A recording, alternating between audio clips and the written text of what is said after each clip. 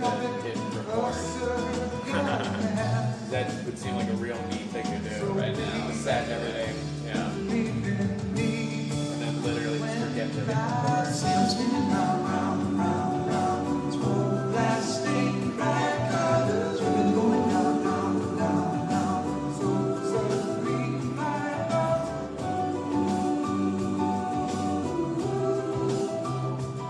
I'm surprised that there's literally like no representative here. Like we can do whatever we want now. Like we could turn this into a rave. Yeah, I guess we could take a vote. You want to take a vote? Like we could give our speech. Like we just turn this into a ball rave. Yeah. Who wants to learn how to twerk? Put up some YouTube videos. Yeah. Okay. We got one. Are there any votes? Nay? Wait, we're doing a parliament. I think this is how democracy works. Oh, we got a nay! So if it's tied, it's a fight in the middle to determine who wins. Is that it? I don't know. I'm not fight. Like a rap battle. It's more of a battle than a fight. Than I thought a rap fight. Rap fight? What kind of fight would it be? Slap fight. Slap fight? Thumb war. That's a war, yeah. Food fight. Food fight. There we go. Yeah. 5 for fighting. The band. We just discussed all the trivia. A fire fight! Yeah. A fire fight. Yeah.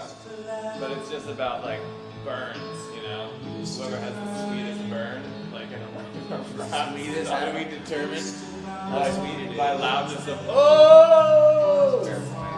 We do that.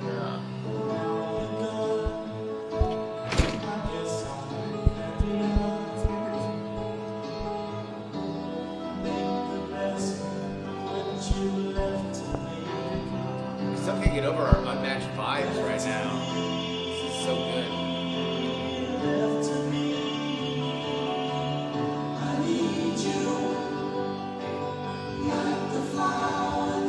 Check, check, check. 1, 2, 3. check, check, check. Remember, this is the thing where you don't want to talk right into the mic. It sounds bad. Well, I don't know, but we're doing ambient, so. That's just what happened. Ladies and gentlemen, welcome to the Playing with Politics rock block. Up next, and continuing is the rest of this America playlist. No, if it's classic rock, it has to have like a thing. It's like the Beatles brunch or like ABBA. Yeah, this is the A's. We're playing every song by a band that starts with A. The Bee Gees. We're already Coming up next, Staying Alive. No! The DJ turns into stone. The curse has been placed. after Mount Rushmore. And that's how we got Mount Rushmore. The end. Hope you've enjoyed our TED Talk.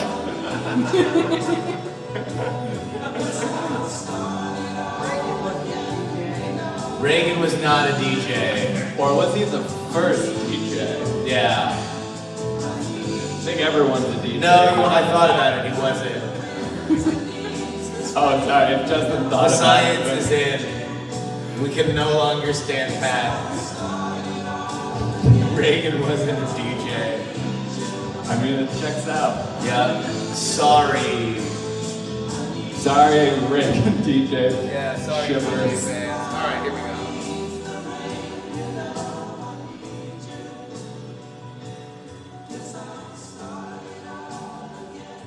Are you guys ready for a talk? Yeah.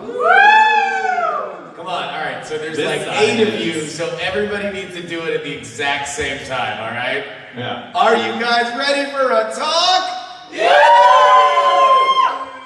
That counts. Oh man, it sounded like there were 9 or 10. I know. We're punching above our weight. All right, hi everybody. My name is Justin Robert Youngs. And I am John Teasdale. And we are the 2 members of Contender Games. We made a game called The Contender. This was our first one. We kickstarted it in 2015? 15, yeah. So learned a lot of lessons about making a political game in a political climate that gets increasingly more electric and oppressive. So to put this in kind of perspective, we launched our campaign 2 weeks before Donald Trump launched his campaign. And that was kind of where we were when we were trying to like figure out how to talk about this game where talking about politics was getting more and more difficult to do. And it really kind of forced us to think about how we were making it and the theme. So just a quick, so I can gauge the audience, how many of you guys either have or want to make your own game? We got roughly half the audience here. Awesome. This is going to be a talk about theme, and specifically why we landed on politics and how very carefully we had to deal with that, because as you might imagine, I've been kind of unofficially subtitling this talk, designing a game that you're almost sure will start a fight. You have to do it very, very deliberately, or at least that's our opinion. So first, let's talk about theme. Why on earth would you pick politics to theme a game around? And to kind of get into that, let's just talk for a second about what a good theme is. Right, so when you're thinking about theme, like I look for games that are about wish fulfillment. They're about like being able to enter and suspend disbelief into a world that normally wouldn't be available to you. So if you think of Dungeons and Dragons as like the ultimate version of this, in no way in your normal life are you going to be doing anything that you would be doing in Dungeons and Dragons. There is a wish fulfillment there. You get to be an adventurer, you get to be a sorcerer, you get to be a healer, you get to like live this life of danger and of mystery that you don't usually encounter, like if you work like a normal job. No, there's no killing usually in a regular job, but yet it happens routinely in a Dungeons and Dragons campaign. To me, the difference between a good theme and a bad theme is, like John said, how much you can plug into the world. And when you were thinking about it, I think it is incumbent upon the game designer to realize what is the coolest element of any kind of theme. Like if you are writing a pirate game, then how do you think that the coolest things of being a pirate are, right? Is it adventure? Is it traversing the seven seas? Is it looting and pillaging? Is it a more romantic kind of stylized version of that? If you don't take the time to think out exactly how am I putting the player into this world and giving them interesting decisions that builds inside that universe, then you're not doing a very good game theme. The problem then comes in when you pick something like politics, is that it's very real. It is not a space fantasy. It is not a Dungeons and Dragons situation. You're right. The difference is like you can be reasonably sure that no one that you are going to sell your swords and sorcery game to has had an actual negative encounter with swords or sorcery. No one's hometown was actually burned by dragons to the point where you're like, hey gang, like you're gonna burn places with dragons, and people are like, that's insensitive. Yeah. But yet you see that all the time in politics, because obviously politics is something that even after we first made this game has only become more of a hot button issue and is something that people immediately have their own thoughts and judgments about. So, why did we decide to play with fire?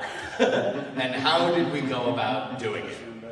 So the big benefit that you get, so as game designers, like your job is to give people emotional experiences, like and really 100% of the time, like that's what you're doing. You're creating art that people are going to engage with, they are going to feel, they are going to enjoy.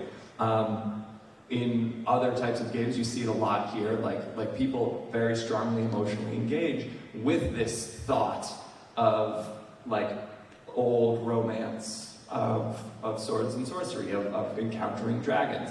But with politics, you are able to skip all of the world building and tap into emotions that people are already having. Like, politics is a huge well of emotions that is just ready to be used. But because it is so big and because it is so present, you have to be like very careful about how you engage with that, because it does reflect so strongly in their real lives. It does. People do have negative impressions of politics every single day, sometimes twice a day. And that's why, we're going to get into the creation of the Contender in a second, but even now, when we sell this game, the first thing that even if people are into it, the most common complaint is, oh, I wouldn't have anybody to play this with, because everybody hates politics. Or, this would start a fight in my game circle, where it's specifically been designed to not do that, and we'll get into it in a second, but immediately when people have that judgment, when they have that passion, it requires a very, very deliberate understanding of where the mines in that minefield is, and then a very, very, very deliberate stepping around them. So, the first step is knowing where the mines in the minefield are. In politics, obviously, partisanship is the biggest thing. People have very, very strong opinions on their own political leanings, and they go far beyond whether or not this is their favorite sports team or their favorite flavor of ice cream. This is literally, in many cases, life or death.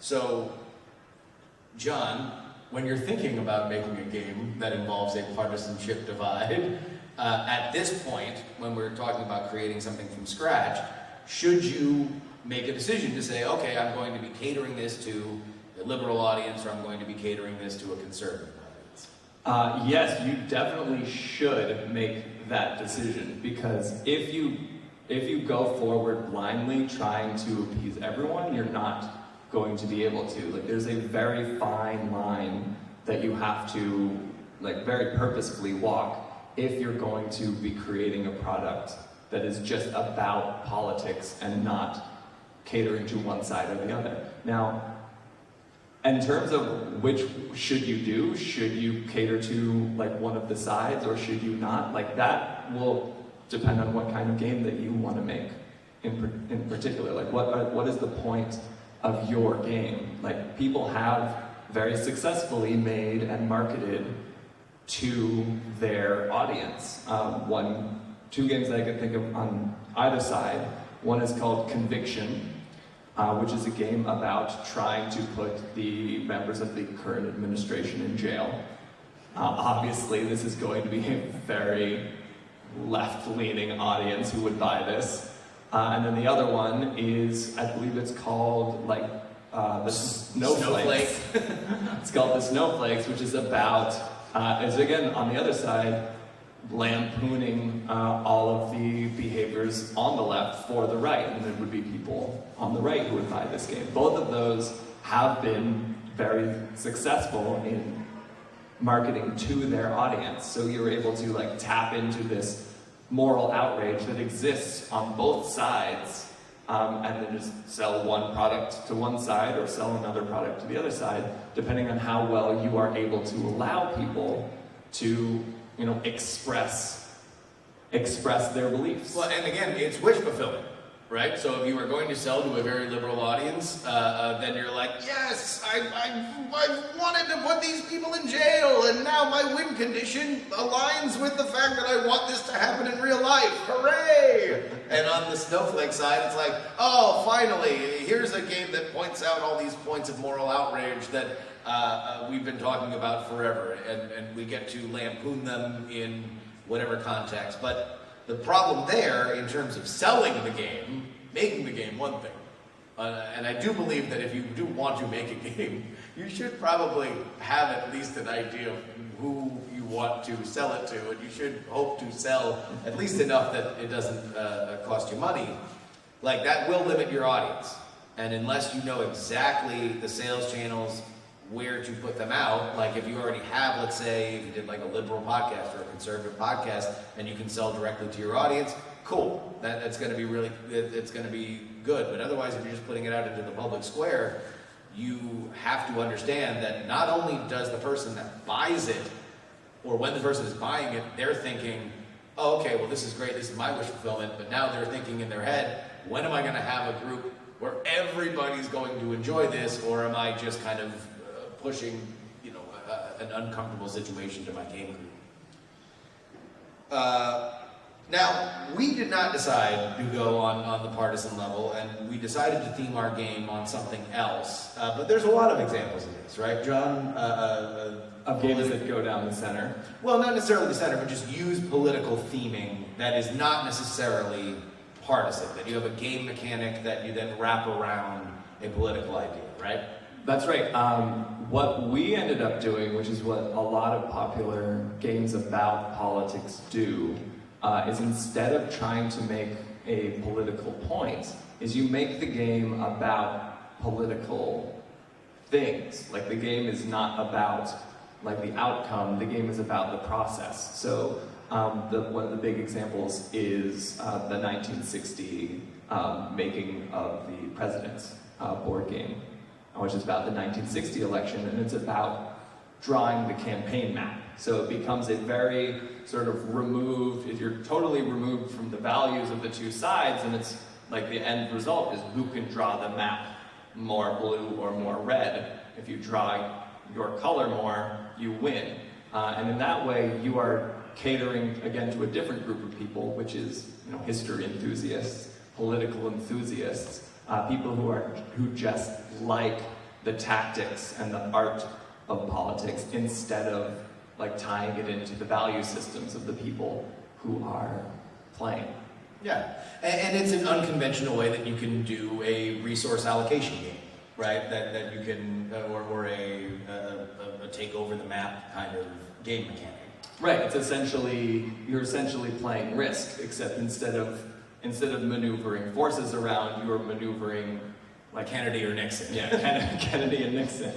And so that again, going back to the theme conversation, now you're triggering elements of nostalgia, of how different the world was. These are obviously two people that wound up becoming among the most famous or infamous presidents that ever existed. So you are putting yourself in a moment in time that all taps into the idea of politics without necessarily making it about the modern political kind of back and forth, even though obviously it was a Republican versus a Democrat. Right. Another way to introduce politics into your game is to require it as the main mechanic. So games like Diplomacy, which are about politics, the main game in Diplomacy, there are rules for how you can move pieces around, but the main game is played interpersonally. The main game is played within conversations, it's betrayals, it's alliances, it's friendships. That you break and make, and those are political games as well. Yeah, and that is totally removed of the theming, right? This is just more about trying to do the retail element of politics, which is fun, for some people. For others, probably not as fun, and you just won't play the game. All right, so let's get into for a second what we did with the Contender. Again, it was the year of our Lord, 2014 or 15? We started in 2014. 2014. John and I used to work together in a company called The Go Game.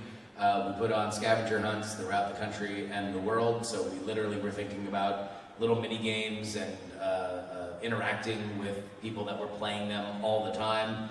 John and I really wanted to do a game together, so we just started brainstorming cool game mechanics that we might want to deal with. And John, you came up, you had a dream, right? I did. And what I wanted to make was, before we even started thinking about getting this involved with politics, I wanted to make a game that sounded like as you played it, it sounded like a conversation to an external, if someone were overhearing it, it would sound like a conversation, and no one was doing any improv. I just wanted you play the cards, you follow the cards, and it sounds like a conversation. And I had this idea, but that's just such a complicated thing. What is the conversation going to be about? Different people have different conversation styles. And so distilling that all down into a card game or a deck of cards seems kind of impossible until I told Justin the idea, and he immediately knew the theme for it. Which was a presidential debate. And before we get into that for a second, I just want to, from the creation, map of how this goes, I often find that thinking of a game mechanic first, and either from another game that you have played and enjoyed, but you want to take things in a different direction, or you just have this idea of this would be a cool way that interpersonally we can get fun. I mean, that's the biggest thing with all the games that we've made is we want expressiveness, we want people talking, we want people having a good time. So this was the first step in that direction, that we had this idea for a game mechanic, and then we found the theme. And I really, for us, I think that that's very important. It's very important for us to know how people are playing before we figure out a theme that matches that, as opposed to just falling in love with I love blacksmithing. And let's think of the most fun way we can make a blacksmithing game. Now I just want to think, what's the coolest way you could make a blacksmithing game? We'll riff on this afterwards. Are you sure, man? We got a lot of time to fill. I do want to reiterate that point, especially if you're coming into thinking about making a game and thinking about a theme for your game. Always asking at every single step of the way, is this fun? Is this an emotional experience? I think is it fun is almost too general. You can create games that frustrate the heck out of people and that they just want to keep doing. They want to keep playing because it frustrates people so much. But the important thing is that people are connecting with it emotionally. And that happens partway through the mechanics. If you're just playing a bunch of cards and that's fun as is, then when you add on a theme that people can really engage with, it's just going to improve it. But usually, as you'll see as we continue to talk forwards, the theme and the game kind of evolve alongside with one another. And that's the best. The best version of this is you keep thinking about oh, cool. The mechanics that we have are further immersing you into the world. These are decisions that you would imagine the roles that you are asking players to fill would make. Everything reinforces everything else, and that to me is really where you start to get that emotion running higher, which is what you want. And that's what we thought with the Contender when we decided that we were going to make it a presidential debate-themed game.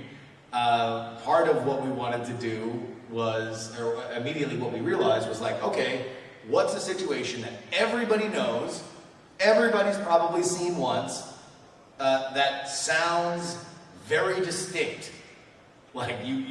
There's no confusing if you're just flipping through the channels a presidential style debate with anything else. It doesn't sound like even other news themed or politically themed content.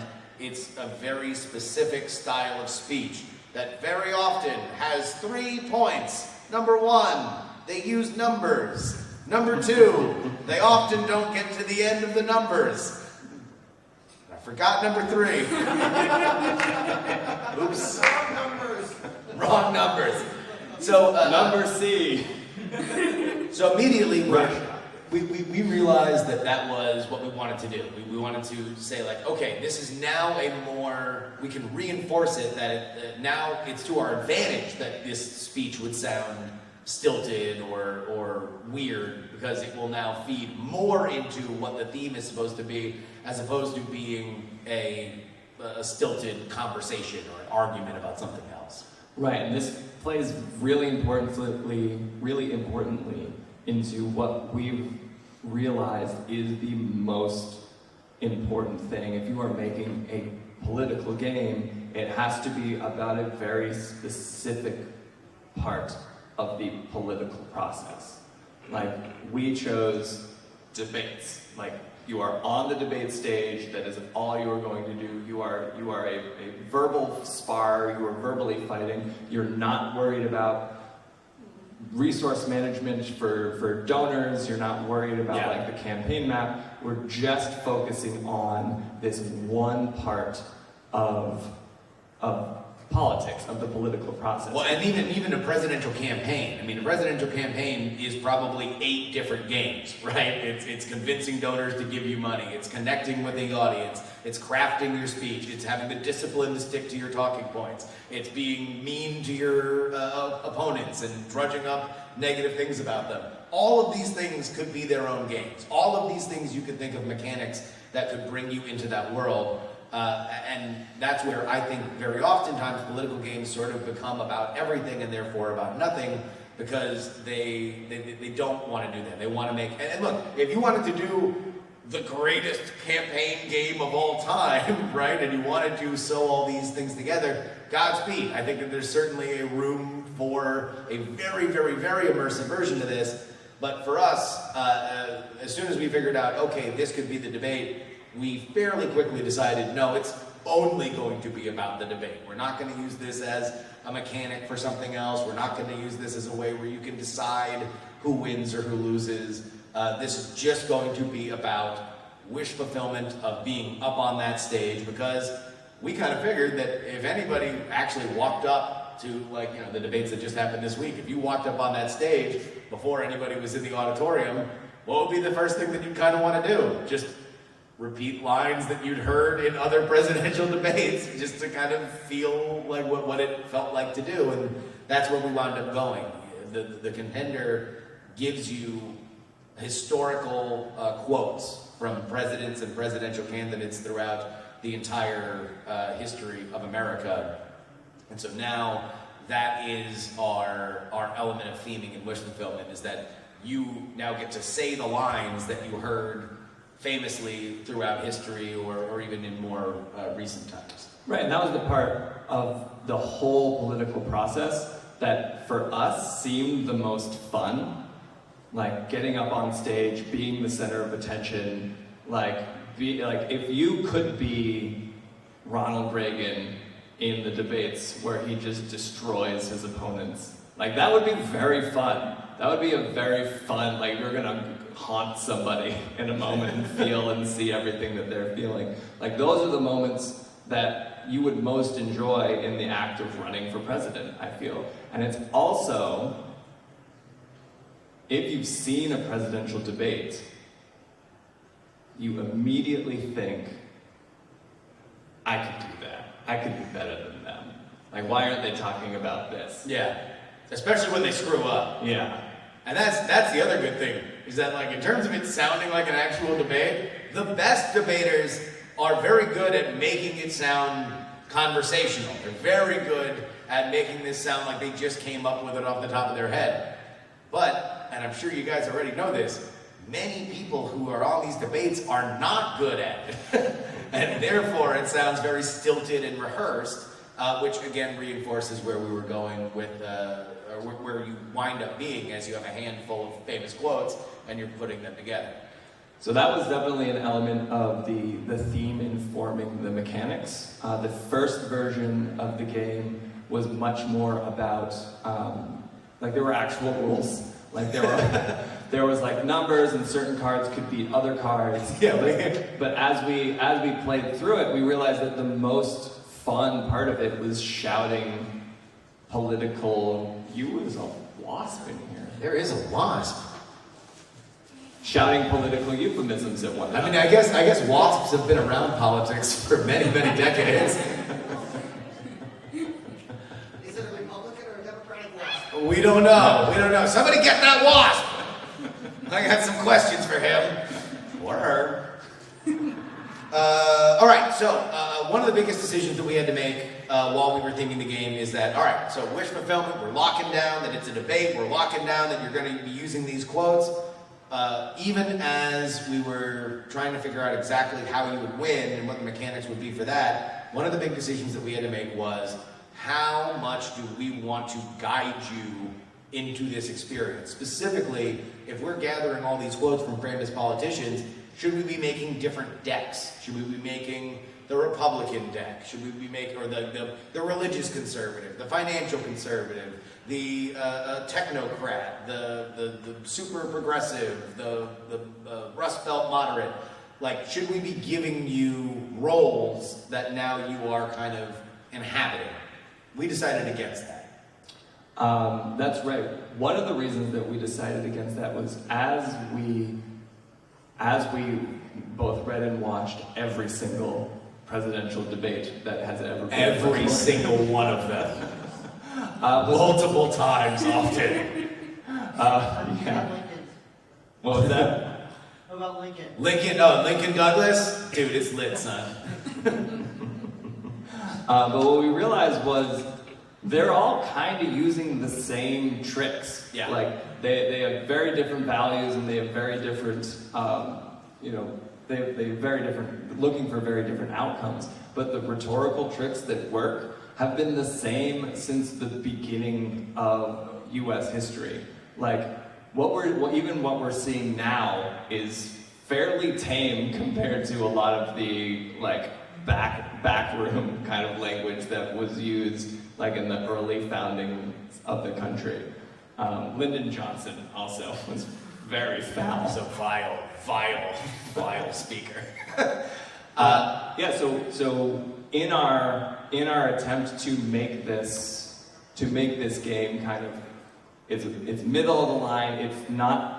We're not trying to steer you into thinking either way.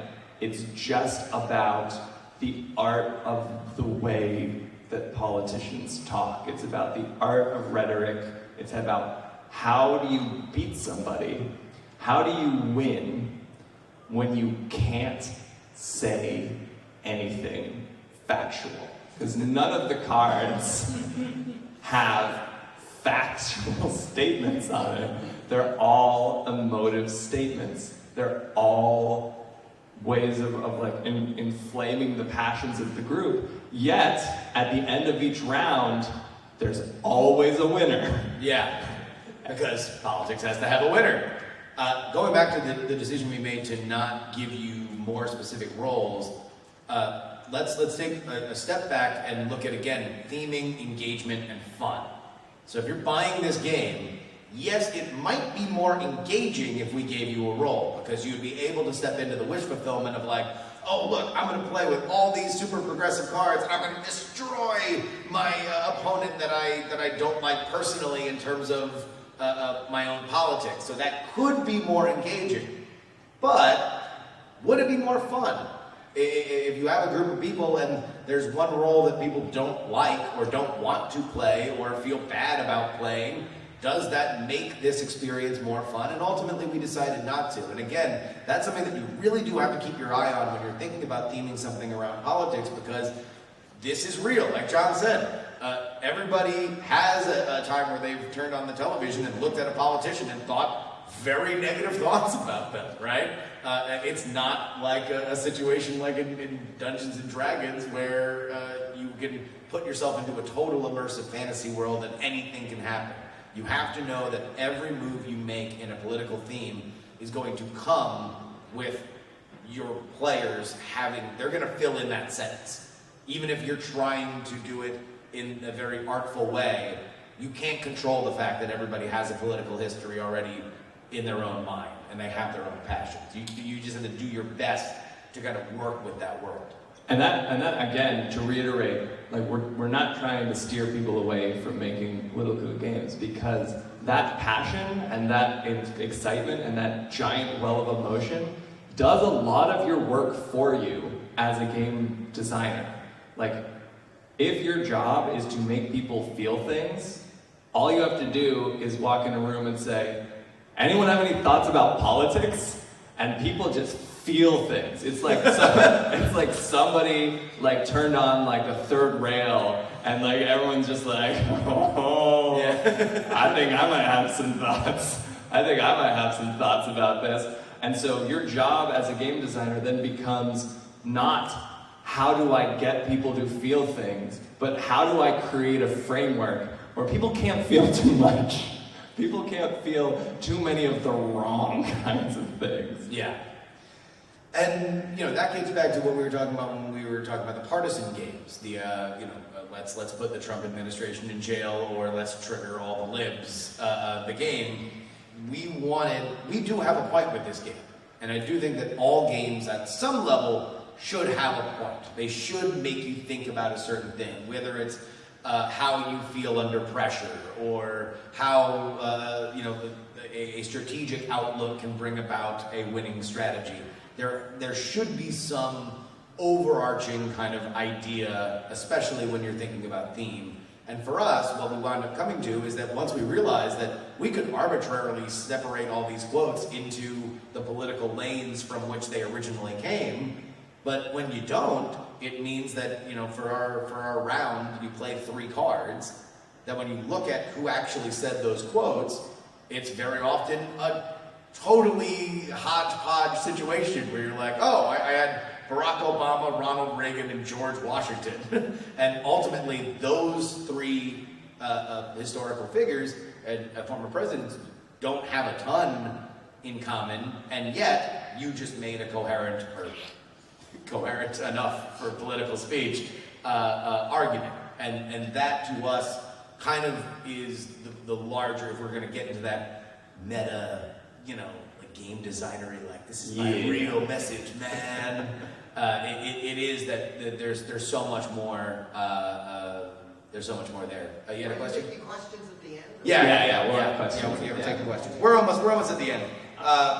One more thing kind of to point out when talking about like games that are trying to have a political point. One of the games, in my opinion, that does this the best, that has a political point the best, but like you don't really kind of realize it when you're playing it. It's a game that doesn't really get a lot of credit at the like big gamer conventions, but it's Cards Against Humanity. Does this very, very well. Like, it is a writer's game. It is not mechanically sound, but they have done a very good job of identifying what are the things that people feel the most kind of snap passion about without being too overboard. And they've managed to ride that line for like 10 years. But it is a very political game. The guy who made it, Max Temkin, worked for the Obama campaign. He made this game as sort of a satire on himself, but it is very much like it leans left. It very much makes the people who he thinks are ridiculous seem more ridiculous, whether they be Glenn Beck or Nickelback. Yeah. I'm glad we're finally getting the word out about that game. It's, everybody should go and pick it up. Finally, those scrappy artists, get a little publicity here at Gen Con. Nickelback. Yeah, exactly. Nickelback. Now, here's something else that we did really think of when it came to, and this was kind of late in the process. Initially, we made the Contender as a adult-themed game. It was going to be much in the Cards Against Humanity realm of like, all right, here's a way that you can, have fun with your friends while drinking, and it still is that. But we realized as we played it that there are some cards. There are some things where, like, we don't want to be Cards Against Humanity, where we're running to touch literally every third rail we possibly can. Since we're already kind of theming it on something that is third rail, we want to dial it back, and we want to, the game mechanic that we have that makes up the bulk of it is you have a subject, and then you are debating that subject with all these quotes. And we took some of the subjects out because they were just kind of too much. They were too much. They were a bummer, and we wound up putting them in a adults only deck. So at least you knew going into it, like, I'm taking the specific goal to have these over the line sort of topics in there, but we didn't want it. It didn't fit in the real game, and some of those were, these are topics that are brought up during debates, like abortion and genocide.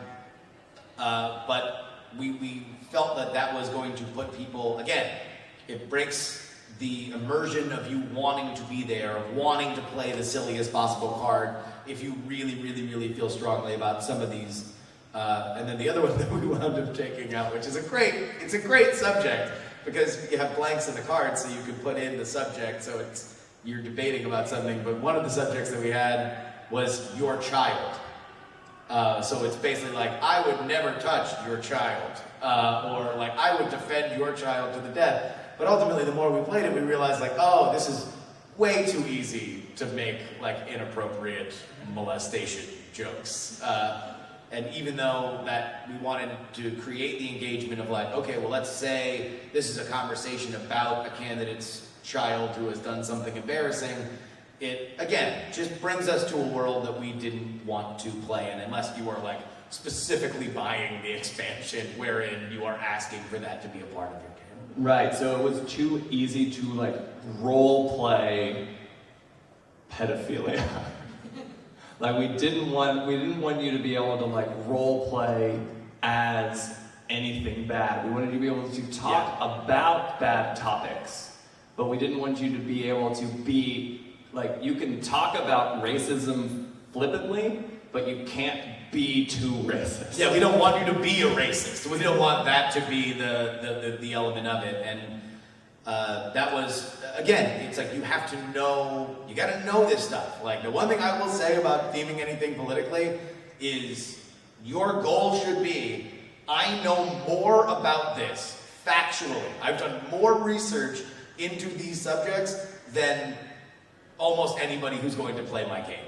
Like you have to have that button down, know where the pain points are, know where the moments where things can get sideways are, and then theme your game around that very deliberately, because it only takes one sour moment to ruin all the other cool fun that you have built for everybody. One card combination that like makes, like bad things happen. Yeah. It is kind of high stakes in a way that a lot of other themes are not, in our opinion.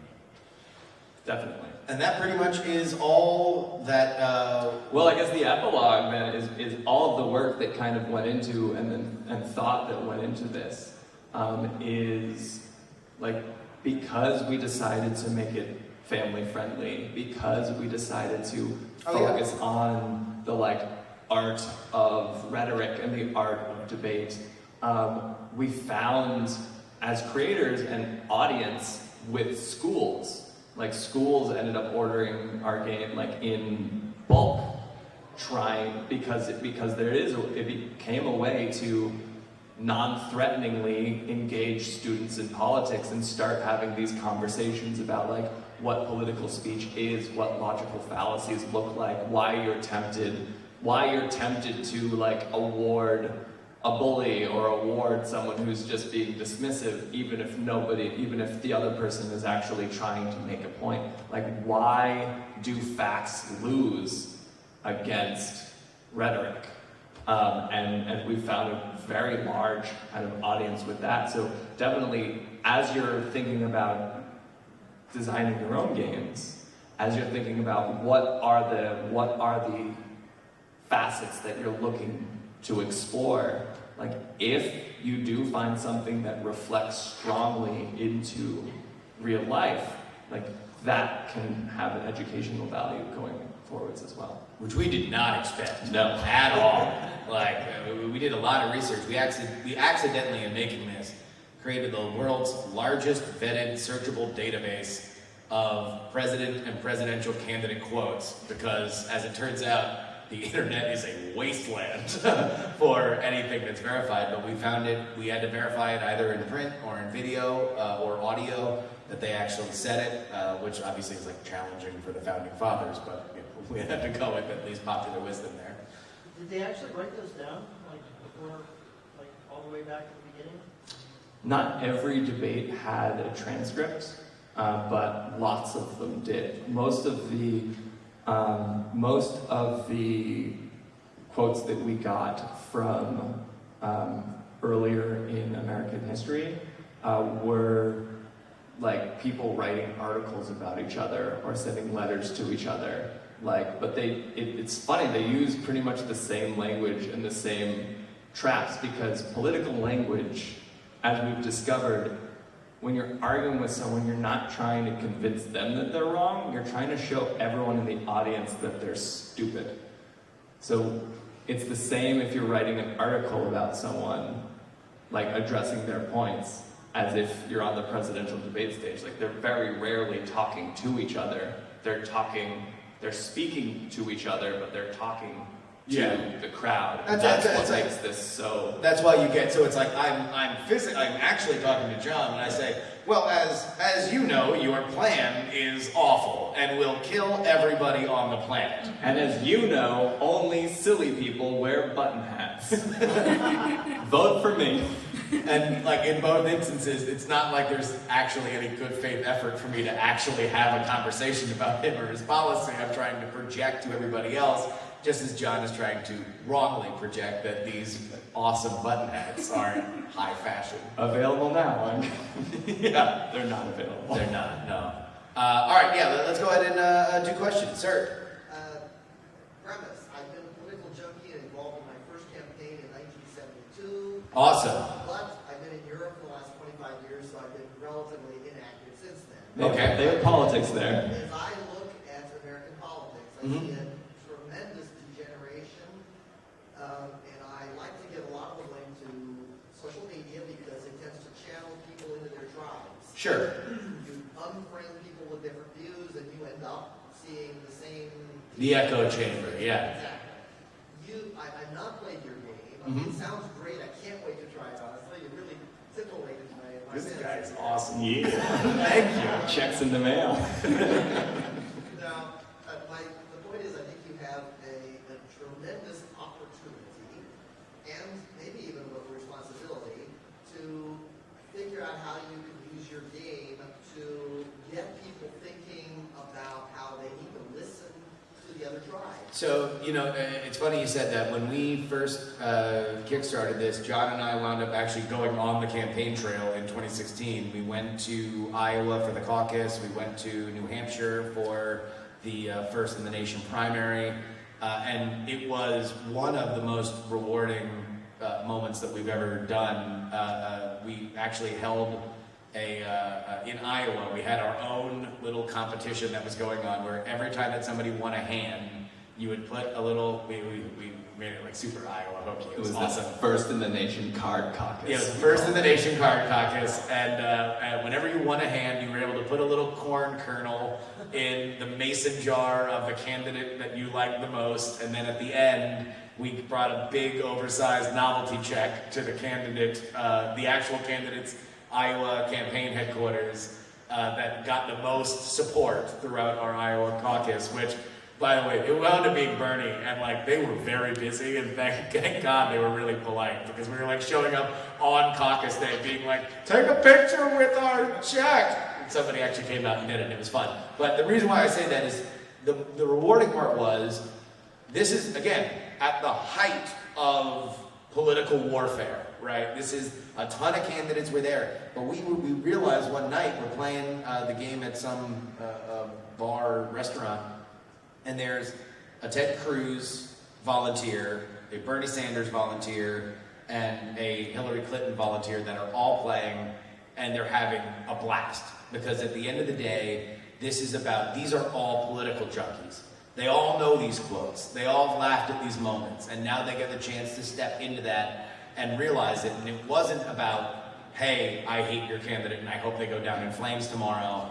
It was about, isn't this awesome that we get to share our political kind of knowledge with each other? And that's really our enthusiasm. Yeah. So the game allows you to be enthusiastic about politics, but it doesn't allow you to make a point. It doesn't allow you to bring your own politics into the game, because you're forced to make the argument that the cards in your hands allow you to make. So you might say something, again, flippant about a topic that you care about, but you're doing it kind of in this character, and you're doing it because chance forced you to do it. Like you weren't forced to, challenge your own opinion, but then when you end up saying, like, I think gay marriage is a good idea, and like, if you don't think that yourself, you're saying it out loud. Like, as a joke, and it's probably the only time you would have ever said that out loud, and it can get you to think. Like we've had people tell us, like in our reviews, that this is like the only thing political related that the like liberal daughter and the like conservative uncle can do on Thanksgiving without getting into a fight with one another, because it insulates you. We were so careful about insulating people from their own opinions and not allowing people's own opinions to spoil the night. That you're able to engage politically in a way that we created a system where you're able to engage politically about politics without devolving into that negative feedback loop of like, no, that's dumb, no, you're a baby killer, no, you're a regular person killer, like back and forth, which is usually what it comes down to. That's 90% of all political argument. But yeah, as soon as we were there in Iowa and watched people playing it, like from different tribes, that was our like, we knew that life could exist in the underwater fence, right? It was like, if it can work here, literally, I have all confidence that every time that we've sold the game, they're like, not in our game group, and I'm like, you can't be as bad as those guys. And they had a good time, so by the game. Yes, sir. Just curious to hear about the playtest portion of creating your game. Did you go out and specifically get people that are conservative side, liberal sides, play them together? Did your decision to become family friendly as opposed to maybe not safe for work, or did that transform through the playtest portion of creation, and any insights and just like yes method in playtesting? Yeah, no, the answer to both is yes. It's funny, the biggest worth of our playtest was that initially our game mechanic, because now this is like a judge game, so there's a moderator that picks the topic and then they just choose arbitrarily whose speech was their favorite, and then you move on from there. Initially, we actually had an actual mechanic where we ranked, and just even saying it just is like the nerdiest thing that has ever happened in, like, I'm a political nerd, but Let me be clear, beats like this, like Dan Quayle quote from... So, not only did we find all these quotes... Like, it's just empirically better. We ranked them. We ranked every one of these quotes. We gave them all a power value. And so then we were like, oh no, objectively... there you go again is the ace. Yeah, that's the ace, and of course it beat the Rick Perry oops, so very clearly you are now the winner, and we cannot argue about this. Because math said so. Yeah. We realized that wasn't, again, it comes back to the theme. Do you want to be, does it put you more in behind that podium to be thinking about the mathematical weight of your argument, or do you just want to free everybody up to say what it is? And that was actually the biggest thing that came out of it. Beyond, I think we had kind of cracked fairly early. We knew we had cracked fairly early the idea that we can put all these quotes together and you're not going to know who said what unless it's a famous thing. But that was the biggest worth of our playtest, was being true to the theme. What makes it engaging? What makes it fun? How can you play that wish fulfillment? And we realized very quickly, people just liked saying the words. They didn't want to add it up. They didn't want to be like, oh wait, but I kind of want to play this one because it's really funny, but it's mathematically weighted lower than this other thing that I don't want, that I should play. And it just kind of became a different thing. So that was our biggest worth of the playtest. That's right. In terms of deciding to go family friendly, that actually wasn't part of the playtest. That was because, like, as we'd be making these cards, I'd just constantly be auditing them. I'd constantly be going through like this spreadsheet of like 600 to 700 cards of like, what's just fun to shout. Like, we used to just drink beers and shout at each other off of the spreadsheet. Yeah. And then sometimes no, we would just. But that was our play testing for a while. It's just like, what's just fun to shout?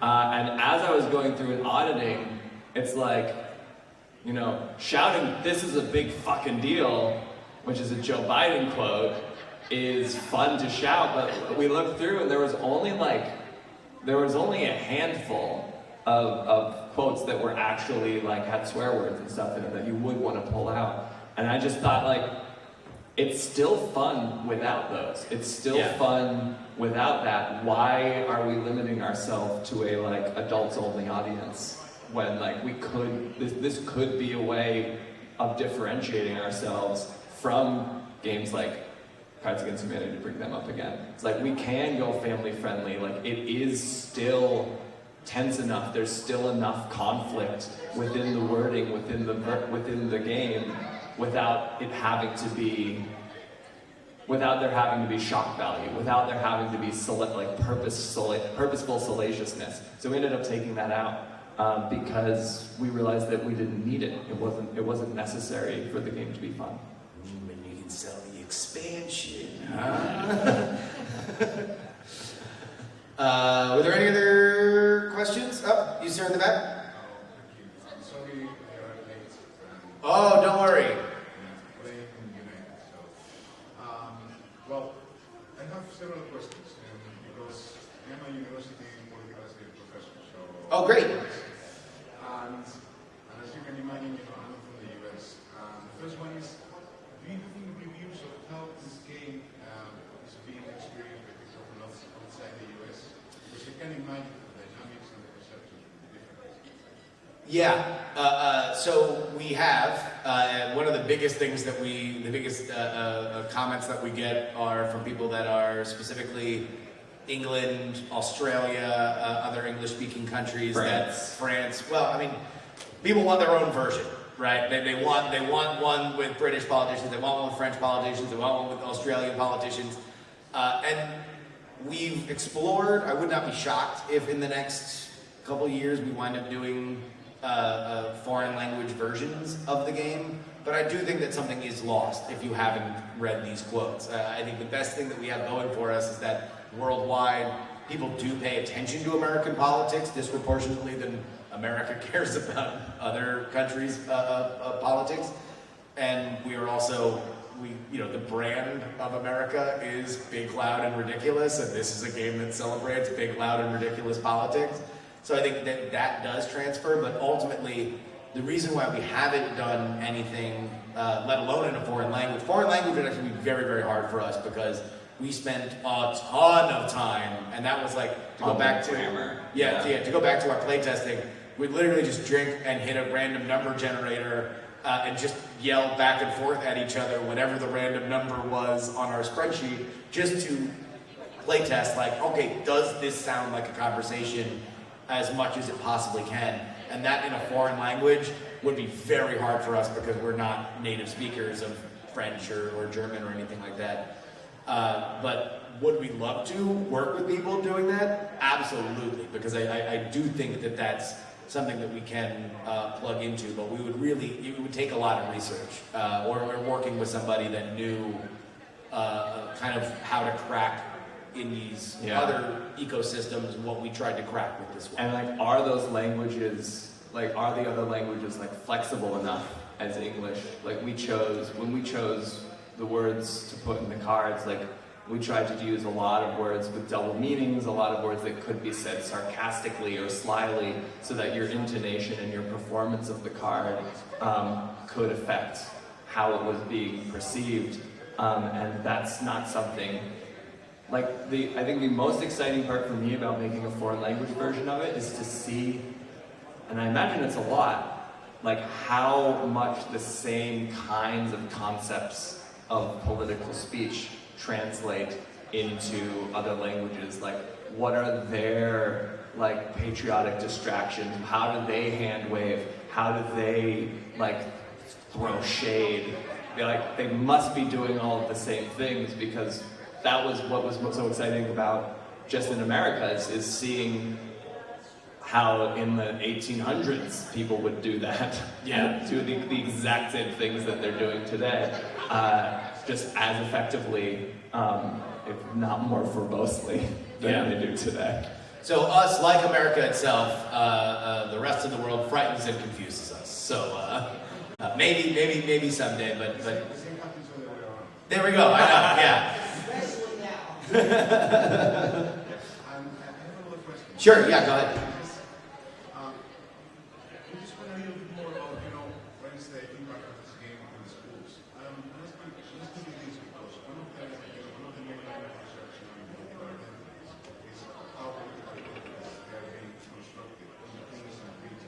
Yeah. I would like to read more about that. So we actually do have an educational guide that spells it out for teachers that want to play it in school.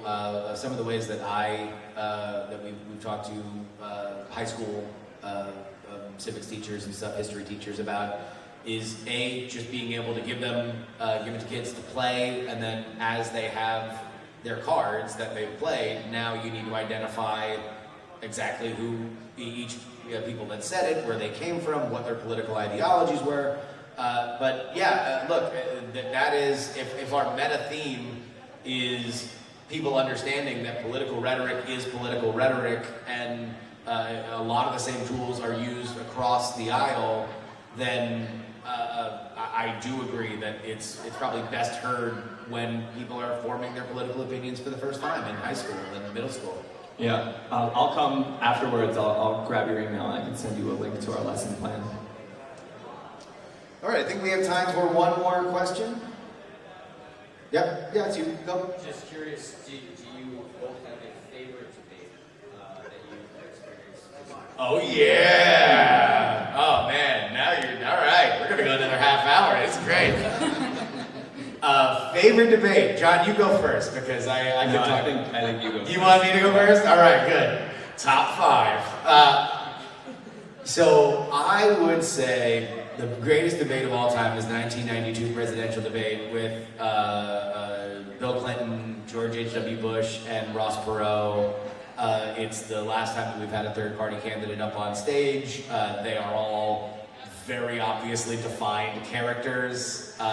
It was a very fun debate. You got a lot of the Ross Perot-isms in there. I'm also a big fan of the Joe Biden-Sarah Palin debate in 2008. They were like, it's the closest that I've ever seen to just like Looney Tunes characters. It's just so weird and so bizarre, and like Sarah Palin's winking at the camera and Joe Biden is in his full like malarkey, kind of glory. He's like Amtrak Joe to the best.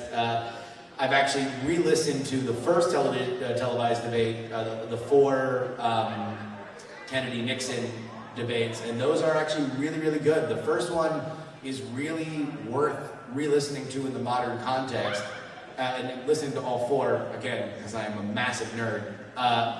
It's really interesting because Nixon loses that first debate because he initially thinks that this is a like college-style debate, and he does things early on like conceding points to Kennedy. Kennedy makes a point that he kind of agrees with, and he does the stupid thing of being like, you want to know what? I think he's right.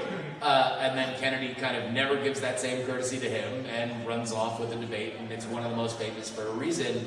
If you listen to the rest of them, Nixon never makes that mistake again because he realizes that this is fundamentally different than an academic debate. It's fundamentally different than anything that he had done before, and that really is the template that we still use today of just, if you're going to concede a point, you need to do it like you see it now in the primaries, like the debates that just happened. You can concede to people when there's 10 on stage, and you're not going to just be throwing bombs at everybody unless you're Bill de Blasio. But in a presidential debate, you can't. Doesn't mean if your opponent says like, I think drinking water is healthy, like the next thing you have to say is like, oh, okay, sure, drowning children, I see. Like, you always have to have the reason why that is not there. But those would be probably my 3 favorite off the top of my head. And I think for the same reason why Justin called out that Nixon-Kennedy debate, where it's like, these are big pivotal moments where the game totally changes and people are caught unprepared. I really liked the first 2016 Republican primary where there was just like 11 people up there because nobody really knew how to handle that. Like if you look at the giant Democratic debates now, like they're much snappier. People learn from the mistakes that they. Oh, it looks like we got to wrap up. Yeah, we got to wrap up. So real quick, thecontender.us. You can find the game on Amazon. We're being sold at the Golden Bell booth down there in the exhibitors hall, and we'll be in the back talking to, answering any questions. But thank you guys so much. This is our first talk at Gen Con. It was an honor sharing it with you guys. Please have a great night. Before you escape, Yes. Thank you so much.